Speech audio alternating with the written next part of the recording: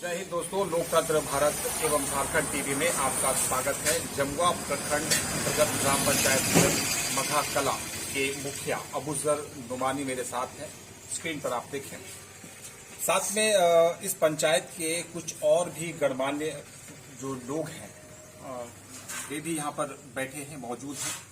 आइए, लगभग 1.5 वर्षों के इनके कार्यकाल में बतौर मुखिया इन्होंने अपने पंचायत और पंचायत वासियों के लिए जो कुछ किया है उन कार्यों पर इसकी प्रतिक्रिया दी। मुखिया जी, आपका स्वागत है। जी, सबसे पहले आपके चैनल के माध्यम से आप तमाम लोगों का मैं इस्तेमाल करता हूँ कि आप हमारे पंचायत में आए और 1.5 साल के हमारे कार्यकाल को आपने जानने की कोशिश किया। मुझे खुशी है कि आप आए, इसके लिए वक्त निकालें। देखिए, मैं एक बात बता देता हूँ कि पंचायती राज व्यवस्था जब 2010 में फिर से कायम हुआ तो पहले जब 2010 से और 15 के बीच में डबल इंजन की सरकार थी भाजपा की, तो डबल इंजन की सरकार में 15वें वित्त में पैसा, 14वें वित्त में जम के पैसा आया। लेकिन जब से हम लोग चुनकर आए हैं, हम लोग मुखिया बने हैं 2022 में, तब से 15वें वित्त में पैसा बिल्कुल ना के बराबर आ रहा है। और चाहे तो केंद्र सरकार के सौतेला व्यवहार है झारखंड सरकार के साथ या पंचायती राज के साथ, जो भी हो, तो जिस तरह पैसा आना चाहिए उस तरह पैसा नहीं आ रहा है। ये आवाज़ आपने अखबार के माध्यम से सुना भी होगा।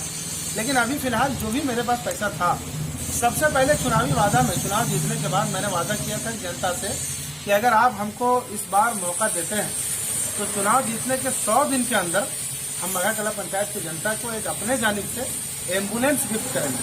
पहला वादा मैंने पूरा 100 दिन के अंदर एम्बुलेंस देकर वादा को पूरा कर दिया। अपने सौजन्य से, खुद मेरे सौजन से, कोई पंचायत का पैसा नहीं, मेरा सब, उसके सौजन से पंचायत की जनता को मैंने एम्बुलेंस दिया।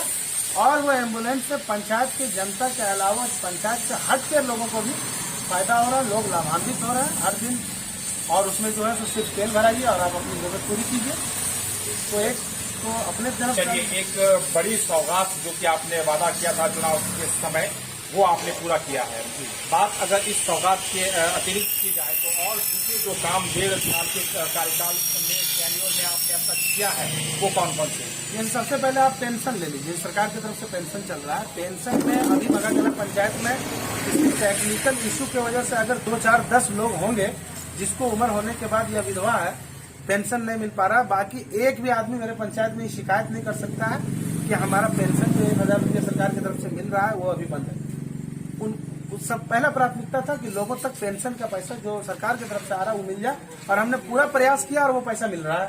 पेंशन का सुचारू रूप से पंचायत के जो योग्य लाभुक हैं उन लोगों को मिल रहा है।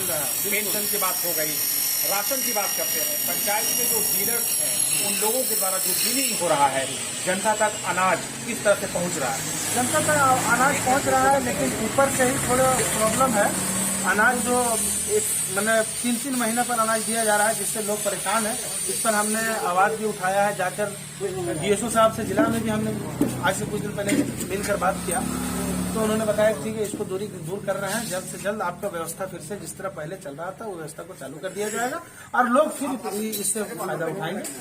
इसके लिए मेरा प्रयास जारी है। शिक्षा की जो स्थिति है, शिक्षा का जो स्तर है आपके पंचायत में, विशेष करके जो विद्यालय हैं, जो आंगनबाड़ी केंद्र संचालित है, उनमें पठन पाठन की क्या स्थिति है? और जो दूसरी सरकारी सुविधाएं और अनुदान जो विद्यालय को मिलता है, क्या वो सब स्कूल तक ठीक से पहुंच रहा है और बच्चों तक ठीक से पहुंच पा रहा है, या फिर कहीं कुछ समस्याएं और कोई भ्रष्टाचार है जो आपके संज्ञान में है? देखिए, सबसे ज्यादा दुखी हम इस वक्त हैं बच्चों को पठन पाठन में, कि सरकार के पास टीचर नहीं है, और टीचर नहीं है जिसकी वजह से पढ़ाई में काफी दिक्कत हो रही है। इसके लिए आज से लगभग 20 दिन पहले हम डीएससी साहब से भी मुलाकात किए थे और मिलके अपना लेटर हेड पर लिख कर दिए कि सर, हमारे यहाँ यूनिट 9 है और अभी हमारे यहाँ सिर्फ एक सहायक शिक्षक के भरोसे स्कूल मेरा चल रहा है और 400 बच्चे हैं तकरीबन, तो परेशानी बहुत है। डीएससी साहब ने वादा किया था कि 15 से 20 दिन के अंदर आपको टीचर हम देंगे।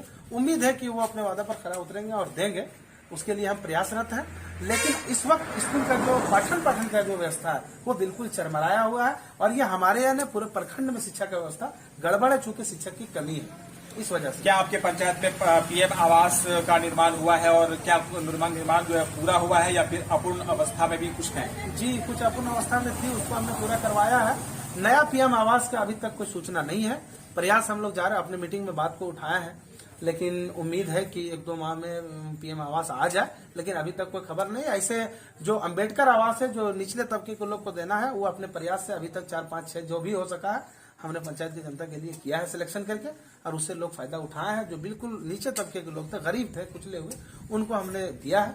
मघा कला में मनरेगा की क्या वर्तमान स्थिति है?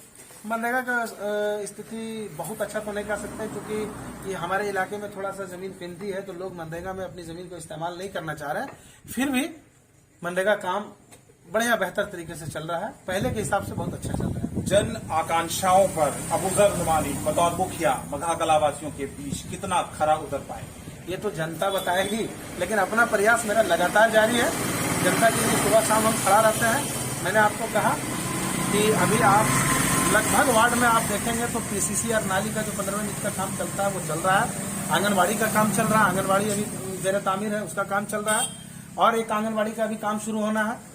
स्कूल में हमारे टीचर नहीं है, टीचर के लिए प्रयास कर रहे हैं। हाई स्कूल हमको अपग्रेड कराना, इसके लिए माननीय मंत्री झारखंड सरकार से भी मिलकर हमने लिखित अपने लेटर हेड पर देकर और प्रयास किया है। मंत्री जी ने आश्वासन दिया है बहुत जल्दी मघा कला पंचायत के जो काजी मघा का उर्दू मिडिल स्कूल है, उत्तरनी विद्यालय, उसको हम बहुत जल्दी अपग्रेड करने जा रहे हैं, हाई स्कूल में तब्दील करेंगे। अगले 3.5 वर्षों की अगर बात की जाए तो मघा कला पंचायत में विकास जो है और आशाएं जो जनता की है आपसे जुड़ी हुई, उन आशाओं पर आप कितना खरा उतरते हुए नजर आए? देखिए, अभी तक तो जो मेरे पास आया, जैसा पूर्व के मुखिया जो होते थे तो फंड में पैसा जमा रहता था। ऊपर वाला बहुत बड़ा मेहरबानी है कि हमारे पास पैसा आता, आने से पहले पैसा खर्च हो जाता है। पैसा हम खर्च कर लेते हैं, लोगों तक हम योजना को पहुंचा रहे हैं, लोग लाभान्वित हो रहे हैं, और अपने गांव में नहीं, बाहर गांव अभी कंदा जोर में आप देख लीजिए।